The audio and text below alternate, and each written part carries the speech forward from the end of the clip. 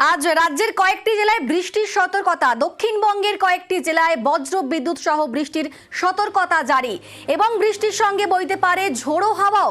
সপ্তাহ শেষে উপকূলের জেলাগুলিতে বৃষ্টির সম্ভাবনা রয়েছে। শনিবার কলকাতাতেও বৃষ্টির সম্ভাবনা রয়েছে। দক্ষিণবঙ্গে বজ্র বিদ্যুৎ সহ বৃষ্টির সতর্কতা, বৃষ্টির সঙ্গে বইতে পারে ঝোড়ো হাওয়াও, এমনটাই জানিয়েছে আবহাওয়া দফতর।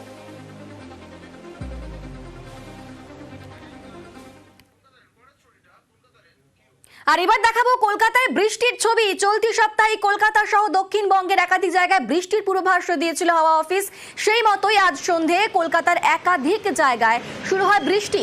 কলকাতা ছাড়াও মহেশতলাতেও বৃষ্টি হয়েছে, কলকাতা সহ শহরতলিতেও বৃষ্টি হয়েছে। দেখাচ্ছি সেই ছবি।